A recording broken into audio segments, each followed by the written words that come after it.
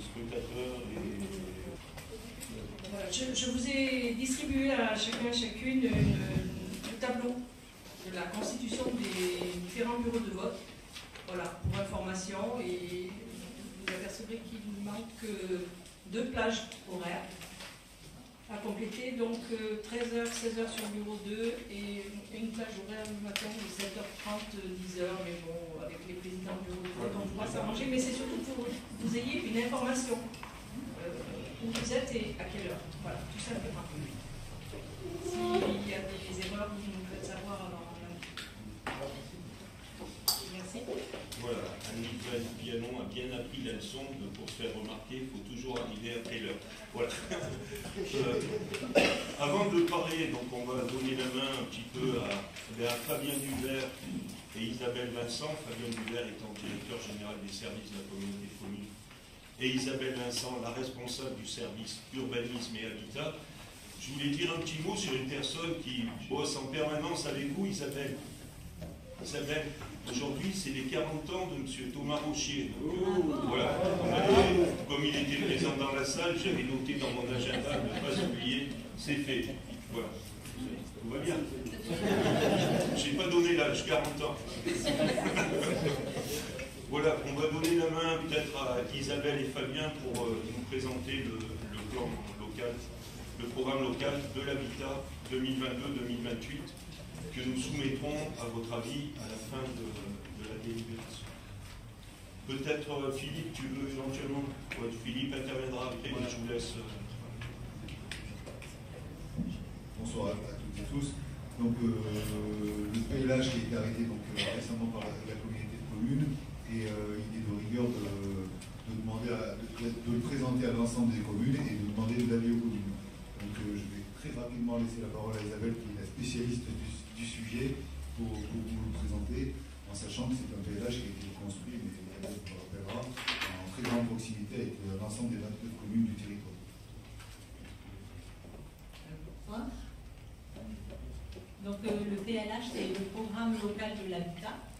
Donc l'objectif de ce document, c'est d'évaluer les besoins en logement, donc aussi bien en nombre, en quantitatif, qu'aussi en qualitatif. Et bien sûr, pour ceux qui étaient présents hier à la réunion PLUI, tous ces besoins estimés, ça a un lien direct après avec le foncier qui nous sera autorisé ou pas dans le PLUI. Donc tout ce travail du PLH a quand même vraiment une importance dans la première partie, parce qu'il y a un lien direct avec le PLUI. Et ensuite, vous allez voir dans la deuxième partie, il y a un plan d'action, donc avec un budget alloué pour permettre vraiment d'agir auprès de la production de logements. Donc voilà, ça c'est le déroulé. Donc, comme dans tout document, dans un programme local de l'habitat, il y a un diagnostic, des orientations, un plan d'action. Et là, le slide, c'est pour vous montrer que tout ça, comme on le disait hier, ça ne se fait pas tout seul en chambre, mais il y a énormément de réunions. Et du coup, pour ce programme local de l'habitat, il y a eu un travail de proximité avec l'ensemble des 29 communes. Et la plupart des chiffres qui nous arrivaient au niveau de l'INSEE ont été retravaillés commune par commune, aussi bien sur les logements vacants que sur les résidences secondaires, que sur les besoins en logement estimés. Donc on est vraiment sur des chiffres qui nous sont propres. Alors je vais passer très vite le diagnostic, puisque hier soir on y a déjà passé du temps. Mais les 3 premières diapos donc dans le PLH, c'est de dire quelle est la population qui habite sur le territoire et quelle est la croissance démographique estimée. Donc ici, on voit sur le diagnostic que c'est des chiffres qui concernent les 29 communes du Val-de-Drôme. Il y a à peu près 300 habitants par an qui arrivent. Le type de population est en train de vieillir, puisque les arrivants sont plutôt de plus en plus âgés, de plus en plus riches, comme on disait hier. Et donc le constat qui est fait, c'est qu'il y a une hausse des prix de manière générale, aussi bien pour les accédants que pour le locatif, et qu'il y a des manques en logement pour les jeunes et pour les familles. Alors ensuite aussi, on nous demande, comme c'est l'actualité de partout, de regarder la consommation foncière. Donc nous, sur l'ensemble du territoire, et y compris à Livron, la production en logement qui est la plus importante est la maison individuelle. Où on a une attention à porter sur la taille des parcelles à venir et donc des objectifs en termes de réduction foncière et donc de densité des logements à suivre de très près. Donc voilà les caractéristiques quand on regarde le diagnostic de ce qui existe, c'est qu'on a 85% de maisons individuelles et qu'on a par contre plutôt un parc qui est ancien, parce qu'on a quand même beaucoup de villages avec des maisons anciennes, et que donc on a 40% de résidences principales construites avant 70, ce qui fait qu'au niveau énergétique et en termes de réhabilitation, on a aussi des objectifs à atteindre et donc un gros enjeu à ce niveau. Alors enfin des chiffres sur les logements vacants, donc c'est ce qu'on disait déjà hier, vous voyez le chiffre qui ressort, c'est qu'on a 300 logements vacants. Donc ça ressort d'un travail de proximité, de recensement avec chacune des communes, parce que les chiffres qui nous étaient arrivés au niveau de l'INSEE étaient 4 fois supérieurs. Et donc là aussi, puisqu'on doit être respectueux de la consommation foncière, il y a un véritable enjeu à aller essayer de remettre sur le marché ces logements vacants. Alors enfin, le dernier volet, donc je vais vraiment très vite, c'est une fois qu'on a regardé les prospectives de population, qu'on a regardé quel est le profil de l'habitat, c'est d'aller estimer au plus près les besoins des populations spécifiques. Donc nous, une spécificité, un peu comme tout le monde, comme la population vieillie, c'est d'aller réfléchir à des programmes qui soient adaptés aux personnes vieillissantes et donc qui favorisent le maintien à domicile. Ensuite, je vous l'ai déjà dit, c'est ce souci au niveau des jeunes, donc augmenter le nombre de logements locatifs. Quand on dit logement locatif, ce n'est pas uniquement le logement locatif social. Il se trouve que sur Livron-Loriol, qui vous êtes les plus grosses communes, c'est là où il y en a le plus en proportion.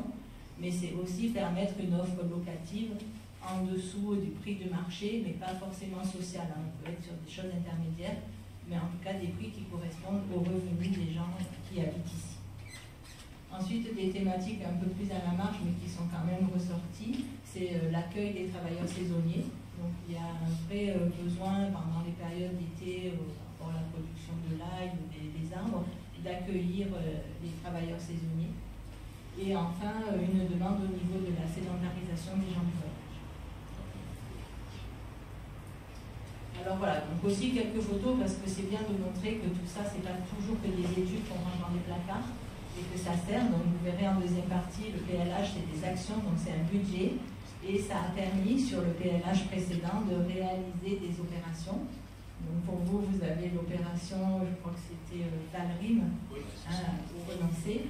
Voilà, mais sur l'ensemble des communes, il y a des financements qui sont octroyés aux bailleurs sociaux et ça permet de les inciter à venir sur le territoire, y compris sur les plus petites communes, et donc de faire des productions de logements de l'aide. Ça fait plaisir de voir ça. Alors voilà, un autre tableau, il n'est pas question de le commenter ce soir, mais tout ça pour vous montrer que tous les chiffres qu'on nous demande, et parce qu'on fait beaucoup de comptabilité en urbanisme là, depuis quelques temps, tous ces chiffres ont été faits commune par commune, il n'y a rien qui est venu d'en haut, et que tous les chiffres INSEE ont été montrés aux élus, et donc retravaillés, aussi bien en croissance démographique qu'en traduction de logements, parce que quand on est sur des petites communes, quand on dit 10 logements en plus, ça peut faire peur. Après, quand on regarde combien de personnes ça représente, ça nous permet d'ajuster, puisque travailler en pourcentage quand on est sur des petits chiffres, ça peut des fois fausser la donne. Donc voilà, tous ces chiffres ont été montrés, travaillés, retravaillés, pour arriver à des objectifs précis en termes de logements à produire, et donc on espère de foncier à avoir dans le futur PLU. Par contre, c'est évident aussi que pour ne pas se bloquer au niveau des services de l'État à qui on rend cette copie, on n'a rien rendu au niveau de la commune. Ça, c'est des chiffres qu'on travaillera entre nous, qu'on mettra à jour chaque année. Mais voilà ce qu'on rend au niveau des services de l'État. C'est des chiffres volontairement affichés par pôle. Comme on vous a expliqué hier, on ne travaille plus par zone géographique, mais plutôt par polarité. Donc Livron fait partie des pôles structurants avec Loriol. Et donc on va afficher, et c'est ça qui a été envoyé, puisque en ce moment nous sommes en phase de validation, aussi bien du côté des communes que du côté des services de l'État. Les chiffres qu'on va valider, c'est ces chiffres en haut qui sont les totaux, et qui nous permettent après, dans la réalité, de faire en sorte qu'une commune peut bouger pendant que l'autre ne fait rien et que la deuxième commune bougera plutôt dans 3 ans. En fait, un PLH c'est établi pour une période de 6 ans, et c'est ce qu'on a vu sur le PLH précédent. C'est souvent lié la production de logements à l'avancée d'un PLU communal, Donc il y a une commune qui peut avoir fini et hop, il y a du foncier disponible, ça construit, pendant que l'autre finit le travail, et hop, après c'est à la suivante de bâtir. Et au moins chaque année, quand on a des objectifs derrière et quand on va chercher des financements, ça ne nous bloque pas et ça nous permet de servir tout le monde au fil du temps. Il y a une idée de programmation dans le temps derrière tout ça. Donc voilà, et en résumé de ces perspectives chiffrées, après vous verrez la deuxième partie est plus ce plan d'action. Voilà le bilan du PLH précédent, puisque la CCBD en est à son 3e PLH. Et le scénario retenu, donc validé politiquement par l'Assemblée communautaire, et c'est en cours de validation dans les communes. On a de très bons retours, tout le monde a donné des avis favorables, il manque encore 2-3 délibérations. Donc la croissance démographique qui est validée pour la prochaine période, c'est de 1,25%. Donc vous voyez, on est un petit peu au-dessus des 1%. Là, hier, on parlait de 1% parce que dans le spot, il y a 1% qui a été estimé. Mais sur le PLH, on est sur une période de 6 ans. Et du coup, par rapport à ce travail fait en commune, il a été ressenti par les élus un besoin en logement immédiat, sûrement un effet post-Covid, un ressenti de nouvelles familles plutôt jeunes qui ont envie de venir s'installer dans nos communes. Et donc, une estimation de croissance démographique un petit peu supérieure, de 1,25, mais vraiment immédiate, et avec aucun sentiment que ça allait durer sur la période des 12 ans du PLI. Donc du coup, sur le PLH à 6 ans, on est un petit peu supérieur au 1%, mais dans le PLI, on restera bien sur cette croissance de 1% qui est aussi attendue au niveau du stock. Au niveau des besoins en logement, donc on est supérieur à la période précédente. Les besoins estimés sont de 240 logements par an, sur l'ensemble des communes du territoire. Et cette fois-ci avec une répartition différente. Jusque-là, quand on pensait nouveau logement, on pensait production neuve. Donc ça voulait dire qu'on allait construire du foncier sur du terrain vierge. Aujourd'hui, comme vous avez compris hier, le foncier il est rare, il faut le préserver. Donc les objectifs ont été répartis en insistant qu'il n'y avait pas que du neuf. Donc le neuf, c'est uniquement 189 logements par an. Qu'il allait falloir aller chercher ces logements vacants, donc les remettre sur le marché. S'ils sont vacants, c'est que c'est pas simple et ils seraient déjà à relouer. Et aussi travailler sur le renouvellement urbain. Donc ça, c'est un petit peu nouveau. Ça veut dire qu'il va falloir aller faire des opérations plus compliquées, donc qui des fois impliquent de la démolition, reconstruction, et donc trouver des partenaires, parce que là, souvent, il y a des gros enjeux financiers. Donc voilà, ça c'est vraiment l'idée nouvelle, de dire quel besoin on a face à cette population qui veut venir, mais pas que du logement. Ensuite, on se doit dans ce PLH d'estimer les logements sociaux, parce que les logements sociaux, c'est des financements derrière de l'État qui sont répartis, donc il y a des enveloppes nationales qui sont réparties au niveau des départements, et dans les départements par interco, on va aussi afficher nos besoins. Parce qu'annuellement, il y a des commissions de programmation qui répartissent les financements commune par commune. Donc ça nous vaut chaque année d'aller défendre le projet avec les élus. Donc ça, il faut anticiper. Et donc là aussi, il y a un élément nouveau qui est propre au territoire, c'est qu'il est vraiment ressorti qu'il y a un parc de logement communal existant qui est très important sur l'ensemble des communes, même les plus petites. Et du coup, ce parc, c'est aussi du logement social. Donc il y a un fort enjeu à s'en saisir, et par contre à le rénover. Parce qu'on se rend compte que souvent il est occupé, qu'il n'y a aucun problème quand il y a des rotations, donc des gens qui partent, il est tout de suite reloué, mais c'est vrai qu'il est un petit peu vieillissant. Donc du coup il y a un affichage de remettre un petit peu au niveau de la qualité énergétique ce parc de logements communaux. Alors enfin des objectifs en termes de consommation foncière. Donc voilà, il va falloir travailler les formes urbaines et un petit peu réduire la construction de la maison individuelle, faire des maisons plus en bande, dans de l'habitat intermédiaire, et donc réduire la taille des parcelles, et en tout cas les réglementer dans le PLUI pour afficher des densités plus fortes et donc contraindre les opérateurs à faire des programmes différents. Donc là, vous voyez, par rapport à la période précédente, on monte encore d'un point.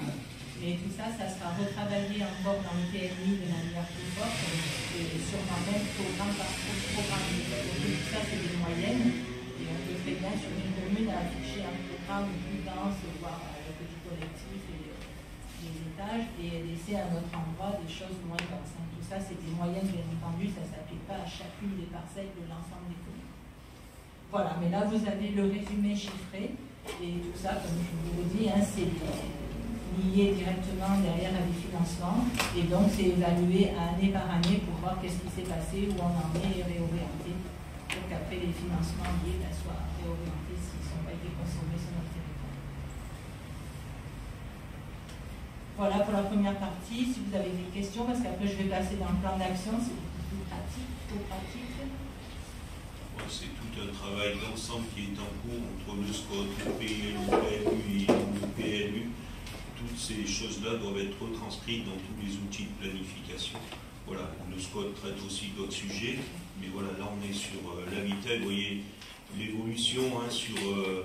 Vous avez vu dans la commune, avant on avait des parcelles de 2000, après 2000 m², et aujourd'hui, ce qui est demandé par l'État dans le cadre du zéro artificialisation nette dans les pôles structurants, c'est avoir des densités moyennes de 30 logements par hectare.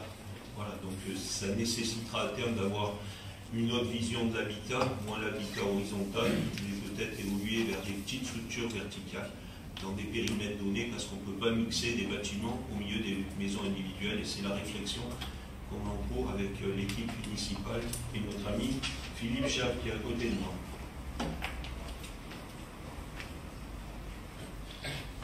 Donc je passe au plan d'action. Donc voilà la deuxième partie, hein, c'est le plan d'action. Donc il y a obligation dans un PLH de faire un plan d'action et d'y associer un budget et donc de présenter le budget associé. Hein. Donc on est vraiment dans des choses réelles.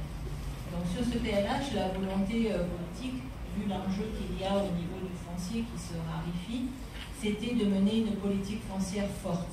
Donc l'essentiel des budgets, donc l'action numéro 1, c'est d'essayer d'aller vers de la maîtrise foncière.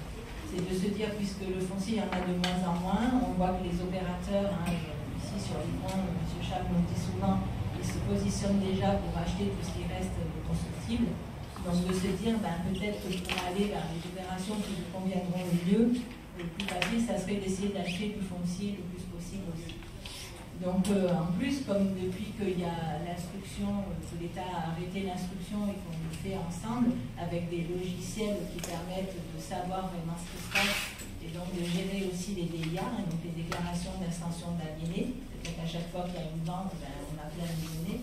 Donc c'est de dire qu'on a tous les outils en ce moment dans les mains pour mettre en place une veille foncière. Donc regarder les mutations qui se passent et en parallèle regarder le foncier qui va rester constructible et donc de se poser la question de dire qu'est-ce qu'on fait, on bouge pas.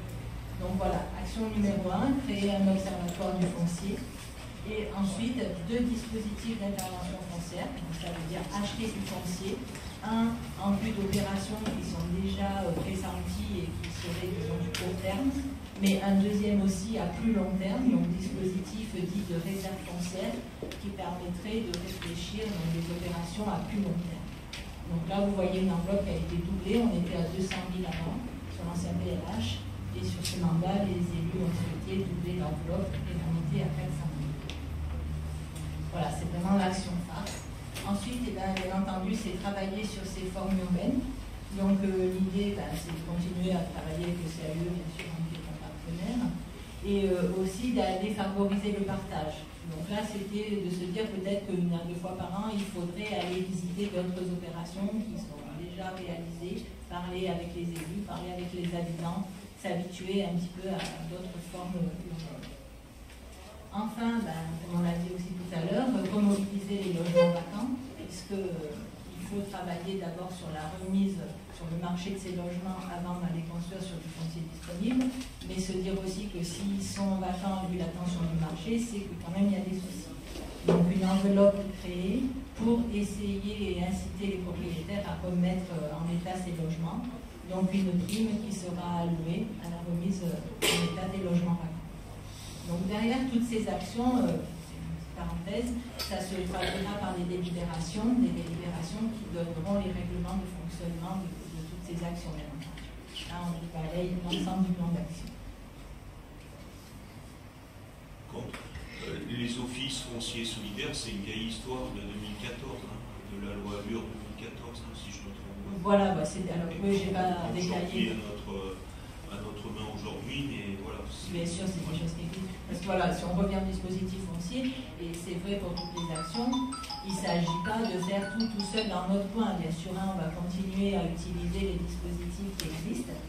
Par exemple, le PORA, qui est un partenaire connu, qui est un établissement public local, qu'on sollicite quand il y a des opérations importantes avec des pollutions. On ne va pas faire nous-mêmes des choses qui sont faites par les autres, hein, qui sont des experts. Et du coup, ces offices fonciers solidaires, c'est vrai que c'est quelque chose qui date un peu, qui n'a pas été mis en œuvre sur les communes rurales. Mais l'idée, c'est de dissocier le foncier du bâtiment qu'on construit, de faire en sorte que la collectivité puisse après garder ce foncier et vendre uniquement le bâtiment qu'on met dessus. Du coup, ça permet aux familles d'accéder à la propriété sur des prix beaucoup moins élevés et que le foncier, qui devient le plus cher et le plus rare aujourd'hui, reste dans les mains de la collectivité. Donc voilà, j'en dirai pas plus ce soir, mais on est en train de se renseigner sur des montages qui existent et ça sera un outil qui va aussi exister. Après, on verra qu'est-ce qu'on actionne selon les besoins qui se présentent. Et puis c'est aussi une projection sur l'avenir, parce qu'avec la raréfaction du foncier pour l'habitat, il va y avoir une inflation sur le prix des terrains qui empêchera certainement à terme les bas revenus d'accéder à la propriété. Donc c'est un très bon outil et j'espère qu'on arrivera à en faire de belles choses. Ouais. Tout à fait, vous avez raison d'insister, parce que c'est vrai que là je parle beaucoup foncier, forme urbaine, mais si on arrive à produire plus dense, mais que les prix restent les mêmes, voire montent, on aura raté quelque chose. Le but, c'est bien aussi, en priorité numéro 1, c'est de produire une offre moins chère, enfin, en tout cas dans les prix des revenus des habitants. Et aussi, je crois que je n'ai pas insisté sur un point, donc, par rapport au plan climat et aux ambitions énergétiques. Donc c'est vrai aussi que tout ça c'est traité dans le PCAET, donc le plan climat, et donc toutes les aides et tous les dispositifs devront répondre à ces critères d'isolation, de dépôt matériaux, etc., et passer par le tamis de la rénovation énergétique. Et qui seront mis en œuvre dans le cadre de petites villes de demain. Voilà. Une fois que l'ORT sera terminé. Voilà. Alors, un deuxième volet, donc, c'est produire des logements plus abordables. Donc, en haut, ça sera la traduction réglementaire des besoins en foncier, donc je ne reviens pas. Et par contre, la deuxième aide qui existe aujourd'hui, c'est celle en faveur des bailleurs publics, qui nous a permis d'avoir les programmes que vous avez vus tout à l'heure. Donc là, c'est en fait aujourd'hui une aide au logement. Il y a une enveloppe de 1 000 à 2 000 euros qui est proposée aux bailleurs sociaux, ce qui nous permet de les inciter à venir parce qu'il y a des opérations complexes qui ne sont pas forcément rentables tout de suite. Et donc, on arrive à parler à ces bailleurs sociaux et donc, preuve en est, on a eu plus d'opérations que sur les années précédentes. Mais là, l'idée sur ce nouveau PMH, puisqu'on a vu tout à l'heure qu'il allait falloir aller travailler sur des îlots complexes et peut-être faire de la démolition de construction, c'est de retravailler cette enveloppe, de laisser quand même une aide au logement, mais d'avoir une autre aide, donc qui n'est pas encore très claire aujourd'hui parce qu'il faut qu'on réfléchisse sur des îlots précis, d'aller donner un équilibre financier sur des rénovations d'îlots. Et donc cette démarche, elle se fait dans Petite Ville de demain, puisqu'il y a déjà des îlots qui sont repérés. Et donc là, voilà, de participer du coup à un équilibre d'opération plutôt qu'avoir une ligne budgétaire simple, et aussi mieux comprendre ces équilibres d'opération. Voilà, et enfin, comme on a eu comme spécificité qu'il y a un parc communal qui est important, aussi relancer cette aide à la pierre qui existait pour les logements communaux. Donc elle existait déjà, mais elle n'avait peut-être pas été assez entendue, donc elle avait été sollicitée mais par peu de communes. Donc maintenant, relancer l'info et inciter les communes à en profiter, c'est pareil, pour remettre en état leur parc existant. Voilà, alors après le dernier type d'action, c'est améliorer les conditions de vie de l'ensemble des habitants, donc un petit peu tous les publics.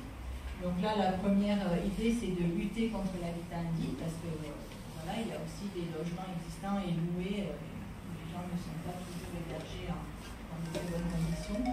Donc là, l'objectif des deux communes, de Livron mais aussi de Loriol, c'est de mettre en place un permis de louer qui permettra d'obliger les propriétaires qui louent à louer des logements décents. Et donc là, il va falloir attendre la fin du PLH, c'est réglementaire, dès que le PLH sera approuvé, donc normalement septembre maximum, la compétence sera transférée aux communes qui pourront mettre en œuvre cette action. Ensuite, il y a des travaux sur d'autres types de populations. Comme on vous disait, il est aussi ressorti qu'il y avait un manque de logement pour les jeunes, tant au niveau des prix, mais aussi au niveau de l'offre. Donc, le choix qui a été fait au niveau politique, c'est d'aller travailler avec l'association Solidarité Habitat. Vous les connaissez tous, hein, c'est une association qui fait des binômes avec des personnes âgées et des jeunes. Donc, il y a déjà beaucoup de binômes qui existent sur le territoire. Donc, dans un premier temps, et pour affiner cette connaissance des besoins au niveau des jeunes, l'idée, c'est de subventionner, donc de faire un partenariat, mais un partenariat dans lequel on demandera des bilans et on essaiera d'avoir d'autres idées pour favoriser ce logement des jeunes. Ensuite, il y a une étude sur la sédentarisation des gens du voyage. Donc ça, c'est aussi un problème spécifique, plutôt sur les communes de Livron et Loriol, où il y a eu des besoins sur les aires d'accueil de familles qui souhaitaient se sédentariser.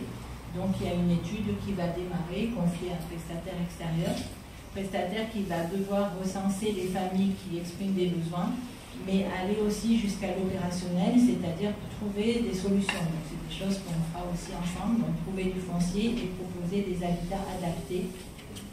Et voilà, et répondre à cette demande. Ça, c'est un travail qu'on mène avec Fabien, et puis moi-même, et puis notre président. C'est un vrai choix politique, mais qui correspond aussi au choix de l'État. Donc ça tombe au bon moment. La mousse va commencer à partir de juin, je pense, Fabien. Donc le travail voilà. Et donc dès cette réunion de lancement, toutes les familles présentes sur des terrains entre guillemets avec une occupation entre guillemets sauvage, ou ceux qui sont sur des terrains autorisés par madame, enfin l'ancien préfet mais aujourd'hui madame la préfète, toutes ces familles vont être rencontrées, évaluées, les familles de Loriol aussi. Et on va mettre un plan d'habitat en œuvre avec un bailleur social pour faire en sorte que ces gens-là ne soient plus sur ces terrains. Et c'est une autre manière de sortir du sujet plutôt que par le conflictuel et envoyer dans tous les cas toutes ces familles. La grande majorité de ces familles, on en a reçu à la communauté de communes la semaine dernière, sont en attente de ce projet de sédentarisation, ce qui nous libérera de certains problèmes qu'on vit actuellement. C'est une obligation qui nous est donnée dans le cadre du schéma départemental de gestion des gens du voyage. Donc un schéma qui est validé par la préfecture et par le département. Et pour le territoire de la CCVD, il décidait la création, alors je ne peux pas en tête exactement, d'un certain nombre de places de sédentaires. Donc, et on se doit, du fait de ce schéma, de répondre aux besoins exprimés dans ce schéma, qui vient des études de l'État. Sur Livron, c'était 20 correspondant à 10 familles. C'est ce qui est dans le schéma départemental. Voilà, et donc, voilà, ça me fait penser que, du coup, je ne vais pas préciser que tous ces travaux font l'objet de groupes de travail. Donc, il y a des commissions, une commission qui se réunit à peu près tous les 15 jours.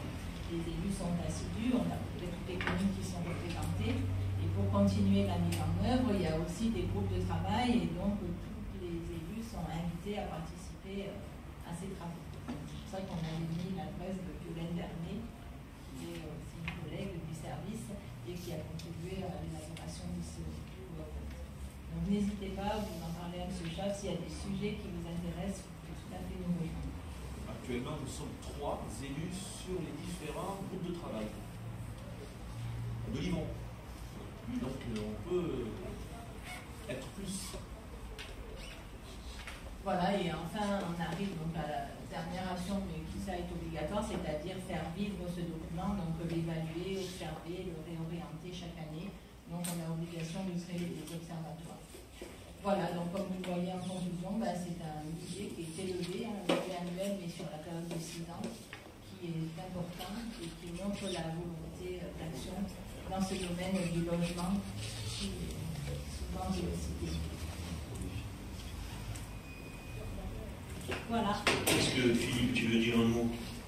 Allez, tu vas nous dire un petit. Non, je n'ai rien à dire sur la belle présentation que nous a fait Isabelle. suite à celle d'hier.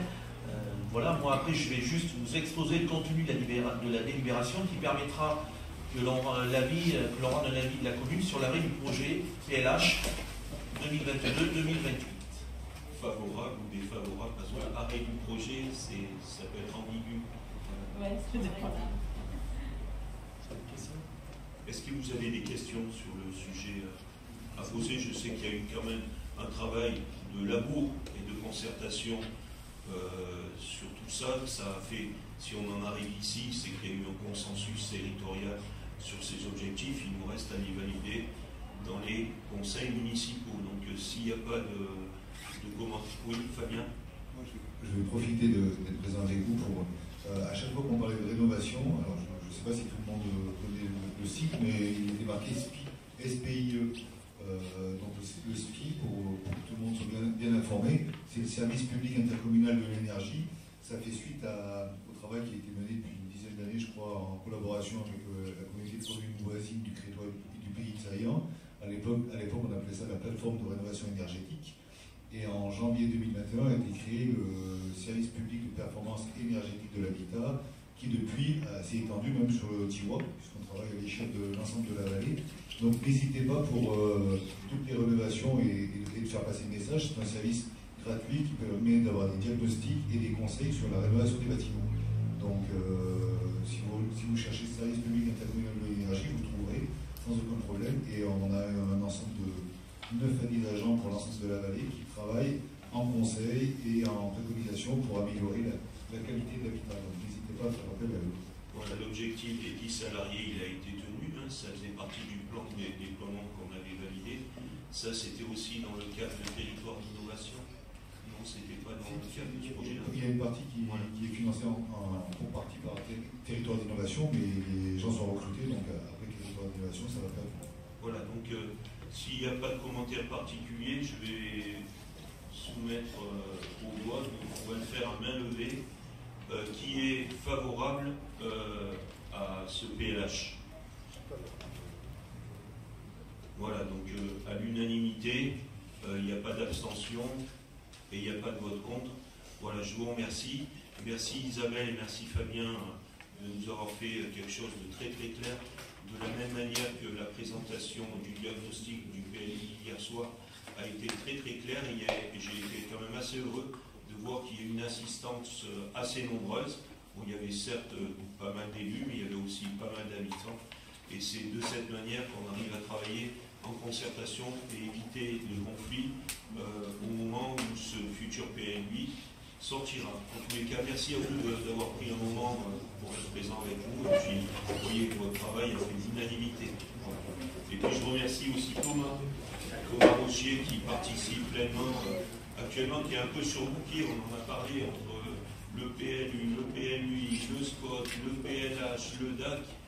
Voilà, ça fait un ensemble de sacs de ciment qui ont mis poids sur le dos. J'espère qu'il tiendra quand même encore longtemps les épaules en haut. Voilà.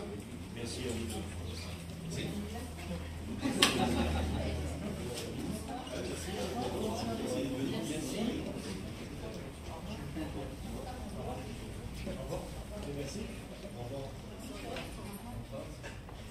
Voilà, donc le deuxième point à l'ordre du jour, M. Faure a fait un bon boulot là, ces dernières semaines pour intégrer un petit peu ces deux délibérations. C'est l'adoption, la première c'est l'adoption du rapport sur le prix et la qualité du service public de l'eau 2020.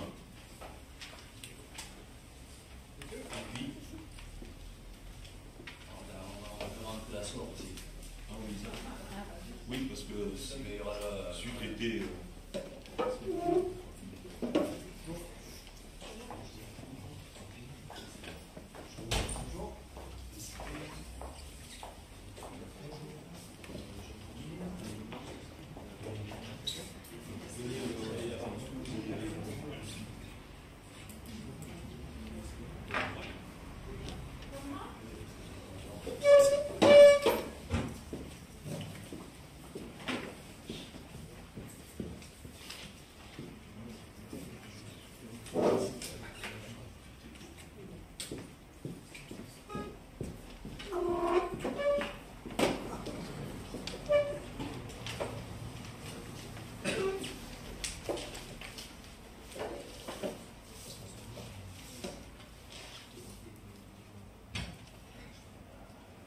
peut-être au préalable vous laisser vous présenter. Voilà.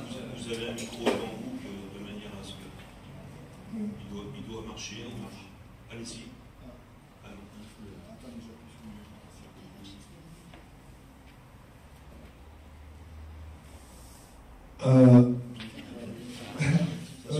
Bonjour, je suis monsieur Anatole Rémy de la société SOR et je suis le responsable de l'assainissement à SOR de la commune de la station d'épuration et du réseau. Et donc moi, bonjour à tous, Guillaume Gonzalez, je suis responsable de territoire sud de Romardèche. Monsieur Faure. Comme vous l'avez compris, on va vous présenter le rapport public sur la qualité du service au niveau de l'eau.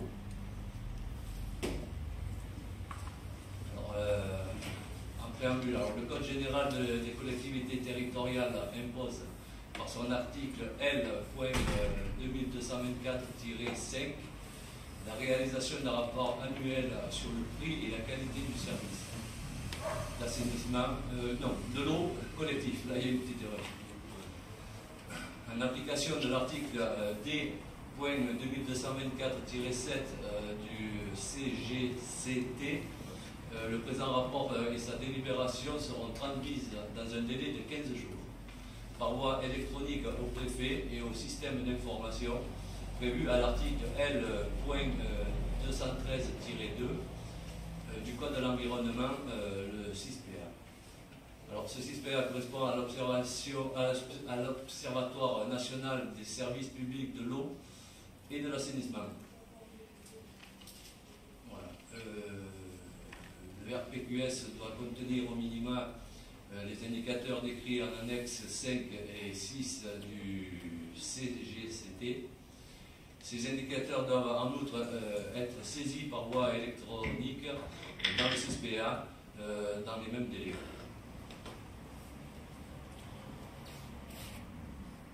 Alors, mode de gestion des services de l'eau. Le service public de l'eau à Livron-sur-Drôme est concédé à une société fermière qui en assure la gestion et la perception des différentes taxes et redevances comme suit. Contrat avec la SOR en date du 14-12-2018 pour la période du 01-01-2019 au 31-12-2028, soit pour une durée de 10 ans. Alors, estimation de la population desservie et nombre d'abonnés. Pour 2019, 3608. Pour 2020, 3676. Ce qui nous donne une variation de 1,9%. La densité sur le linéaire est de densité linéaire d'abonnés, alors au kilomètre, c'est en 2019 38,39 abonnés au kilomètre, pour 38,71 abonnés au kilomètre en 2020, soit 0,83% de variation. Estimation de la population desservie et nombre d'abonnés. La consommation moyenne par abonné est la suivante. Alors, consommation du 2019 est de 112,74 m3 abonnés pour 117,17 m3 abonnés pour 2020. Une variation de 2,67%. Prélèvement sur les ressources en eau, le service public d'eau potable prélève 517 000 m3 pour l'exercice 2020 et 499 000 pour l'exercice 2019. Alors, les ressources eau souterraine pour 2019 sur Coutiole, bon, mais ça n'a pas été renseigné. Pour 2020, c'est 21 421. Pour Domazan, en 2019, 499 800 m3 et pour 2020, 493 665 m3, soit une variation de 0,8%. Et moins 0,8%. Et Le total, c'est ce qui donne 499 couchioles et 517 086 pour Domazin, ce qui donne un total de 3,3%. Couchiol étant un captage secondaire de sécurité. De sécurité, de secours. Captage principal. Le secours. Voilà, alors là, il y a un petit tableau. Bilan des volumes mis en œuvre pour le cycle de l'eau potable en 2020.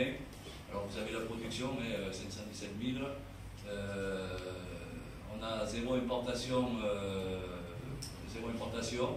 On a de l'exportation 2442 mètres cubes. Le volume mis en distribution 514 000 mètres cubes. Volume consommé autorisé 438 758 mètres cubes. On a une petite perte de 76 000 mètres cubes. Et consommation comptabilisée 430 730 mètres cubes. Et consommation voilà, volume service 7428 mètres cubes.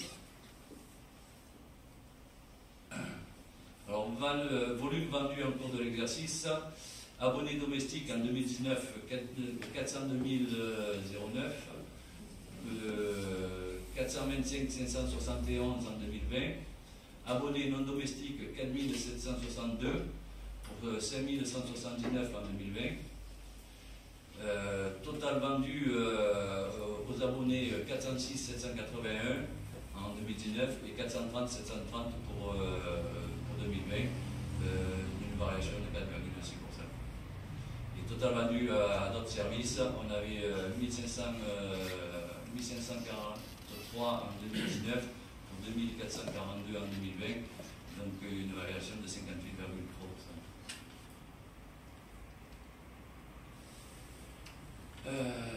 Alors le linéaire de réseau, écoutez, on a pour 2019 on avait 93 98, 2020 on a 94 96, donc 1,043%.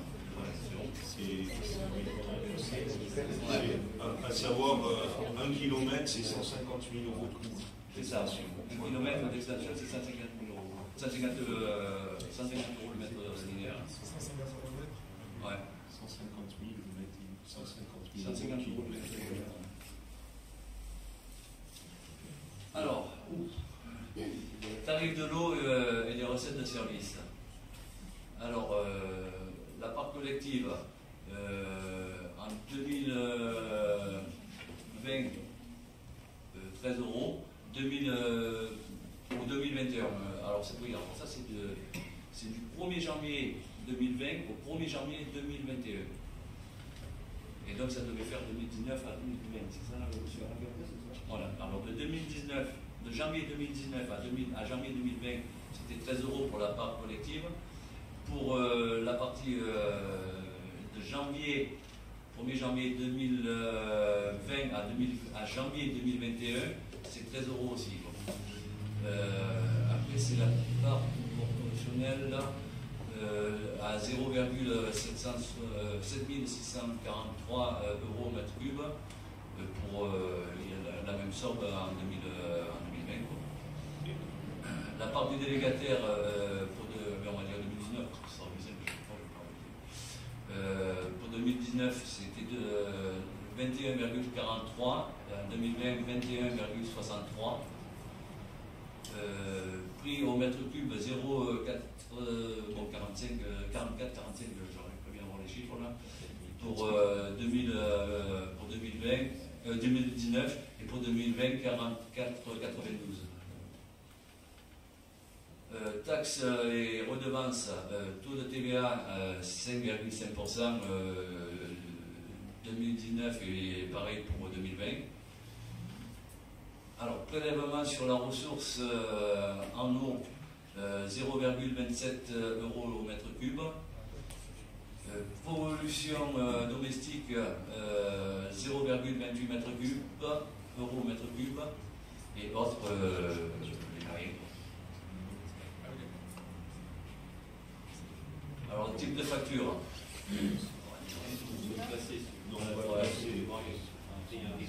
Voilà. Donc pour l'exercice 2019, sur la commune de Livron, c'est 1,86. Moyenne dans la classe des communes de 3500 à 10 000 habitants, c'est de 2,28 € et la moyenne nationale est à 2,08 € pour 2019. Pour 2020, la part de la commune c'est 1,88. La classe moyenne de 3 000 à 10 000, elle est de 2,30 et la moyenne nationale est à 2,13 €.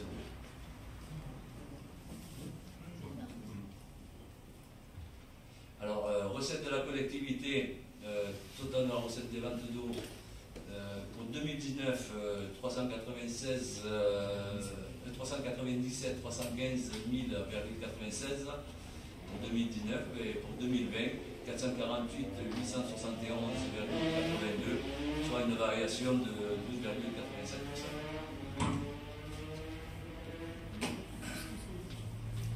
Qualité de l'eau, alors tout au long de l'année, il y a plusieurs prélèvements et on s'aperçoit que bon, on est toujours bon, mais chaque année on est bon à 100%, que ce soit sur les différentes analyses, on n'a pas de souci de ce côté-là. Il y a des gens dans Livron qui creusent très très loin les analyses qu'on reçoit de la... Ah oui, c'est on les renvoie parce que là c'est de l'hyper technique sur lequel on n'est pas, mais tout se passe bien. C'est vrai qu'ils prennent peur parce qu'ils regardent sur les réseaux internet ce que ça veut dire et finalement. Et on a un indicateur de performance du rendement du réseau de distribution qui était en 2019 de 83,2% et qui a passé en 2020 à 85,22%. Voilà, et on fait, si vous avez lu l'article un petit peu du Dauphiné Libéré qui reprenait le chiffre de 83%, on fait partie des 12 meilleurs rendements de la Drôme à Livron, c'est-à-dire que il y a très peu de fuites. Si vous voyez des territoires voisins, on est sur des rendements à 60, la Valence à 79. Voilà, il y a des tas de choses qui font qu'on a un réseau qui aujourd'hui est fiable et il faudra continuer. Alors vous voyez le coût, 150 000 € par an, l'extension d'1 kilomètre de réseau. Donc il faudra petit à petit grignoter, ça va être de plus en plus dur à grignoter des petits pourcents, mais voilà, il faut qu'on atteigne des objectifs qui permettent aussi une maîtrise des prix de revient du mètre cube revendu. Voilà. Et ce qui a été mis à l'étude, là, c'est une extension sur le réseau du chemin des sols de Montgros pour 200 000 € et une réflexion sur la mise d'un schéma directeur déboutable.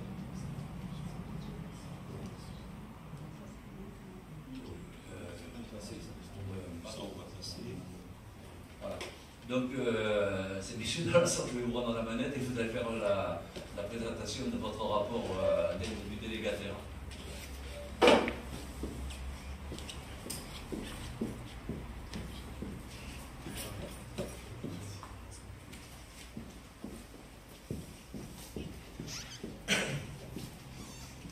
Alors, pour ma part, je vais vous faire la présentation du rapport annuel donc, du délégataire sur la partie eau potable, dans la continuité de la présentation de M. Fort pour la PQS.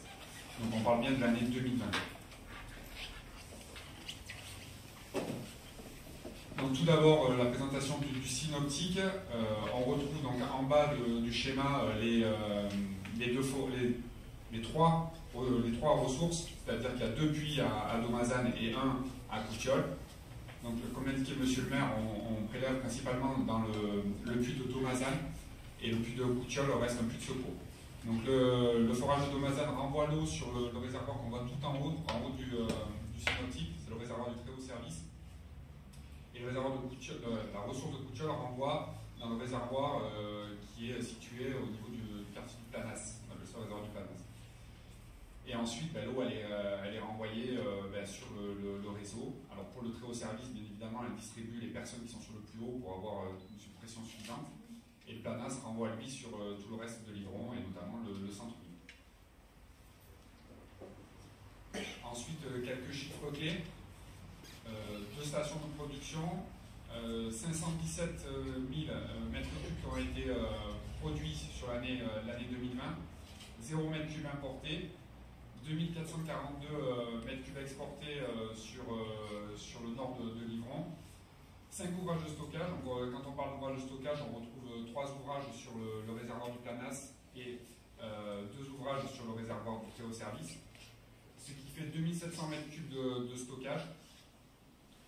On retrouve donc 514 000 m3 de distribués. La différence entre le Chipio et le Chip de 514, c'est les 2442 m3 exportés qui ne sont pas comptabilisés dans les volumes distribués. 2 stations de surpression, 94 km de réseau, où on retrouve 3676 branchements, et il a été réalisé 52 branchements neufs. 100% des analyses qui ont été faites sont revenues conformes. On a réparé 5 fuites sur canalisation et 2 sur branchement. Pour le volume consommé, on est à 430 000 m3. On retrouve un rendement de 85%, avec un indice linéaire de perte de 2,21 m3 par kilomètre et par jour. Et pour un litre de l'eau, pour rappel, à 1,88. Donc là, on voit l'évolution du volume produit sur 2018, 2019, 2020. Donc le volume produit, c'était une belle année 2020, c'était une année où les gens ont consommé de par les chaleurs qu'il y a eu sur l'été. Donc entre 2019 et 2020, on voit l'évolution de 3,5%. Le volume exporté, on ne le maîtrise pas, puisque c'est des petits hameaux du nord de Livron qui consomment à volonté en fonction de leurs besoins. Et les volumes consommés, donc là aussi, on voit qu'il y a l'évolution qui suit aussi entre 2019 et 2020. Le rendement, donc on voit qu'il augmente chaque année de par l'investissement qui a été mis dans le nouveau contrat, la mise en place de débitmètres, des choses comme ça qui ont permis de travailler un peu mieux sur le réseau. Et l'investissement évidemment que Messor tout au long de l'année avec les équipes sur place pour venir rechercher la moindre fuite sur votre réseau. La qualité de l'eau. Bon, là, on voit les échantillons d'analyses qui ont été faites. Donc là, on compte uniquement les analyses qui sont faites par l'ARS. Nous, on en fait de notre côté en autocontrôle, qu'on appelle. Mais en tout cas, toutes les analyses qui ont été faites par l'ARS sur différents points de votre réseau, on retrouve 100% de qualité, de conformité. Ensuite, très rapidement, c'est les opérations qui sont réalisées sur votre réseau. Donc les nettoyages de réservoirs, donc les 5 Q sont nettoyés chaque année, on les retrouve en haut. Le nombre de campagnes de recherche de fuite, donc 42 campagnes de recherche de fuite sur votre réseau. Les lignes inspectées, 21 km ont été parcourus. Pour le nombre de fuites, donc pour rappel, 5 sur canalisation et 2 sur branchement. Et ensuite, on retrouve en dessous les fuites qui ont été réparées aux différents endroits de la ligne.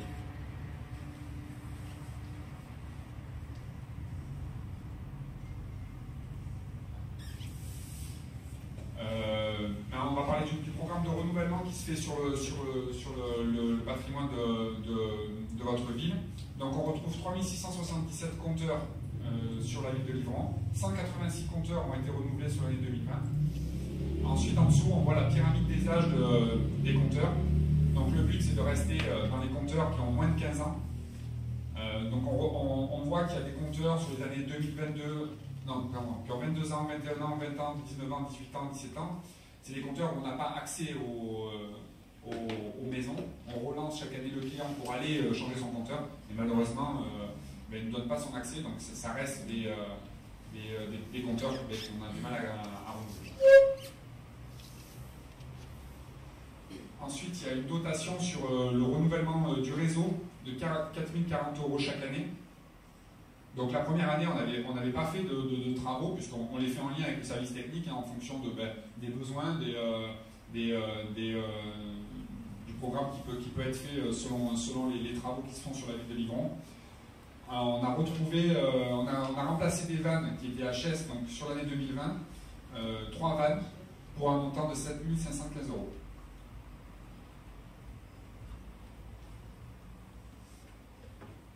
Pareil, il y a une dotation de renouvellement de branchement, 5 par an. Donc la première année, il n'en avait pas été fait. Et la deuxième année, on en a fait 5. Donc on va dire qu'on est en retard toujours de 5 sur l'année 2020. Donc ça, chaque année, on essaie de trouver des branchements à refaire. Il n'y a pas de branchement plomb sur Livron. Donc on fait des branchements plutôt PVC, des choses comme ça, des programmes où on suit aussi, si vous faites des travaux, on peut s'aventurer à venir faire des branchements dans le cadre du contrat de renouvellement.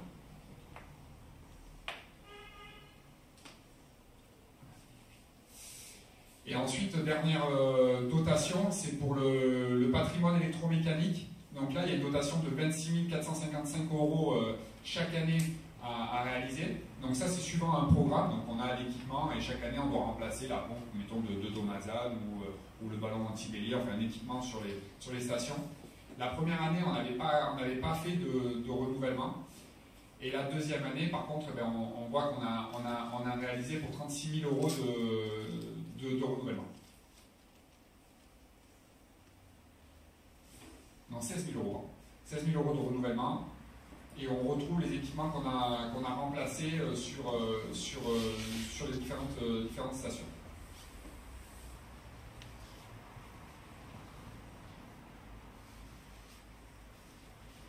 Et pour terminer, c'est des propositions d'amélioration qu'on fait chaque année. Donc là, on vous propose de mettre une vanne électrique sur la canalisation d'alimentation entre le réservoir du très haut service et le réservoir du Planas, avec une commande qui sera asservie par une télégestion, qui nous permettrait de réguler le réservoir du Planas, son remplissage, parce qu'aujourd'hui, le remplissage se fait en tout ou rien, c'est-à-dire que dès qu'il a besoin, dès que les livronnés viennent tirer de l'eau sur le réservoir du Planas, celui-ci vient faire une demande au niveau du réservoir du très haut service. Ça se fait en cascade, et aujourd'hui on ne maîtrise pas. Si on a cette vanne, ça nous permettrait de maîtriser cette consommation en dessous, parce qu'il n'y a pas forcément le besoin de descendre le réservoir du Planas trop bas. Et en fait, en période d'hiver, on a on va dire les heures de pointe qu'on appelle, où on ne peut pas pomper au niveau de Domazan. Donc quand on ne peut pas pomper, le réservoir du Planas, le fait qu'il y ait la demande, il descend et il vient se mettre en niveau bas. Cette vanne permettrait en quelque sorte de pouvoir mieux réguler la consommation des habitants et qui permettrait aussi d'éviter des manques d'eau qui pourraient subvenir en fonction des besoins de la ville. Et ensuite, au niveau du réseau, alors là c'est pour les bornes de puisage. On vous propose d'équiper vos bornes de puisage de comptage. Alors là, c'est notamment les petites bouches de lavage qu'on retrouve tout au long du réseau qui servent à arroser ou choses comme ça, ou à nettoyer les rues. Elles ne sont pas équipées de compteurs aujourd'hui, donc on a du mal à comptabiliser les volumes qui y passent. Voilà, j'en ai fini pour le potable. Est-ce qu'il y a des questions sur le RPQS eau, sur de la technique, sur... Oui, Philippe. Vous avez coupé l'eau dans la nuit de mercredi à jeudi. Voilà. Vous avez coupé l'eau sur l'ensemble de la ville de Lyon, me semble-t-il, dans la nuit de mercredi à jeudi. Alors je voulais savoir pourquoi et quelles étaient les réparations que vous avez faites. Parce que vous avez travaillé à plusieurs endroits, donc... Oui, alors dans le cadre de cette opération, il a été renouvelé 3 vannes, que je ne dis pas de bêtises, 3 vannes sur le réseau de Livron. On a été obligé de fermer la totalité du réseau parce que la première vanne était située très près du réservoir de Planas. Donc malheureusement, justement, le fait de remplacer cette vanne la prochaine fois, ça y aura moins d'incidence sur l'ensemble du réseau. Mais en tout cas, pour cette fois-ci, on a été obligé de fermer la totalité du réseau parce que elle était très près du réservoir de Planas. Donc voilà, c'était dans le cadre de la chapelle. De la chapelle. Ouais, au niveau de la montée de la chapelle, c'est vrai qu'en peine de pression, en plus. C'est ça. Bon, mais j'ai vu vers 1h du matin, l'eau était revenue chez nous. Oui, c'est ça. À minuit et demi, on avait remis l'eau. Après, au niveau de la petite coupure, on a fait du mailing et de la téléphonie. On a essayé de toucher un maximum de personnes, sauf qu'on n'a pas forcément toutes les coordonnées de tout le monde parce que tout le monde ne les donne pas, ou elles sont des fois erronées. Donc on a essayé de faire un maximum de diffusion. Et c'est vrai que ça se limite aux données qu'on a. Oui, après c'était sur les réseaux, mais il n'y a pas que les réseaux. Et dans tous les cas, en règle générale, on a beaucoup de requêtes, mais là il y en a eu très peu. Donc ça veut dire que l'information est globalement bien passée. Voilà, on va passer. Ensuite, pour ma culture personnelle, le réservoir très haut service, il est situé où? Rue des Combes, ou chemin des Combes. Chemin des Combes, juste au-dessus. Avant de redescendre sur le Brésil. Et d'accord. Et donc celui qui existait vers le cimetière n'existe plus là? Là, je ne connais pas assez niveau pour. Il y en a deux. Oui, mais il y en avait un vers le cimetière. Aujourd'hui, moi, ce que je peux vous dire, c'est qu'il y a deux réservoirs en service, le réservoir du très haut service et le réservoir du Planas. Après, il y a peut-être quelque chose d'historique. Voilà, donc s'il y a. D'abord, Christiane. Moi, je voudrais avoir un peu plus de renseignements sur la qualité de l'eau. On nous dit toujours que l'eau du robinet est la meilleure, mais nous, on boit de la cristalline ici. Et comment ça, qui contrôle l'eau? Quelles sont les analyses qui sont faites? Est-ce qu'on recherche bien les résidus de médicaments, par exemple, ou des choses comme ça? Voilà. Les résidus de médicaments, j'espère qu'il n'y en a pas, hein, parce qu'on l'eau à 30 mètres de profondeur, donc il n'y en a pas. Aujourd'hui, qui c'est qui contrôle l'eau? C'est l'Agence régionale de la santé, qui fait des prélèvements sur différents points de la ville et sans nous prévenir et sur des endroits qu'on ne connaît pas. Donc ils sont complètement neutres. Ils font des recherches sur les paramètres physico, chimiques et bactériaux. Donc là, à ce moment-là, ils font une analyse complète. Oui. On peut les trouver quelque part, ces résultats? Bien sûr. On les reçoit en mairie. D'ailleurs, je crois qu'il y a pas où sur le site de l'ARS et on les reçoit une fois par mois. Exactement, oui. C'est public. Elvie. Oui, je voulais juste moi savoir pour les changements de compteur pour vétusté, c'est gratuit pour l'usager? Oui. D'accord, merci. On a encore quelques questions? Donc on va passer à l'adoption. Voilà. Et donc c'est Jean-François qui va. Je vous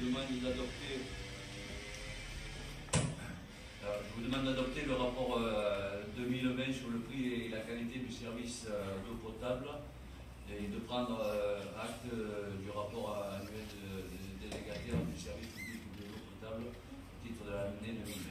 Voilà, on va le faire à main levée. Qui est pour? Voilà, adopté à l'unanimité.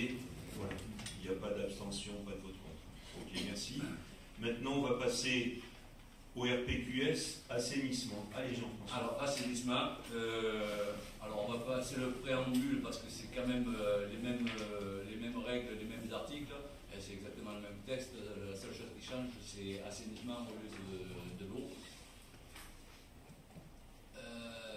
Alors, là, c'est pareil, la gestion c'est avec la SOR et c'est les mêmes. Ça a été concédé à la société fermière, et toujours pareil, qui en a la gestion et la perception des taxes et des redevances qui se suit, et le contrat, la durée du contrat est la même. Alors, le nombre d'abonnés pour 2019, 3058, et pour 2020, 3101. Donc, une variation de 1,40. Abonnés au kilomètre 54,28 pour 2019 et 54,91 pour au kilomètre pour 2020, une variation de 1,7%. Alors, volume facturé pour 2019, 339 197 et pour 2020, 359 916, une variation de 6,11%.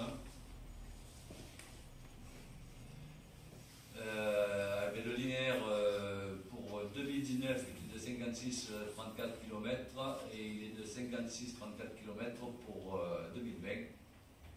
Donc pas de changement. Station d'épuration de Livron-sur-Drôme. Alors, filière de traitement, boue active, aération prolongée, à très faible charge. Date de mise en service au 1er janvier 1981. L'implantation de la commune, sur la commune, c'est Livron-sur-Drôme. Et elle a une capacité de 15 000 équivalents habitants. Alors, pour 2019, alors ça c'est issue d'un ouvrage d'épuration, Pour 2019, 75 tonnes, 67 de tonnes de matière sèche. Pour 2020, ça avait été comptabilisé puisqu'elles avaient été mises en compostage par rapport à la Covid. On ne pouvait pas les épandre. Donc ça avait été mis par obligation en compostage.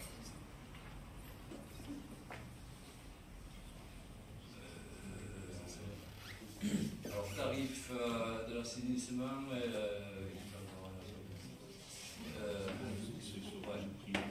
voilà. Alors, le prix au mètre cube, c'est le diapo d'après, oui. Voilà. TTC au mètre cube, alors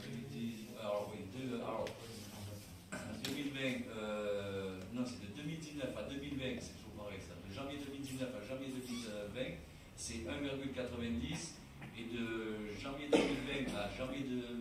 Non, oh là là, oui, à 21, à janvier 21, c'est 1,92, soit 1,1%. C'est pareil ici.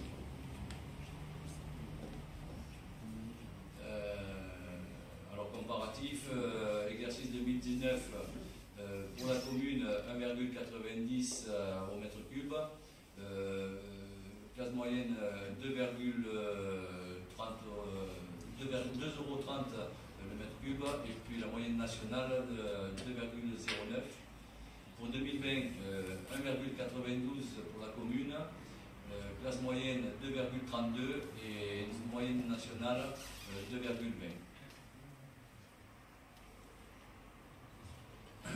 Recettes de la collectivité 2019, 273 849,74 et pour 2020, 320 273,96, soit une variation de 16,95%.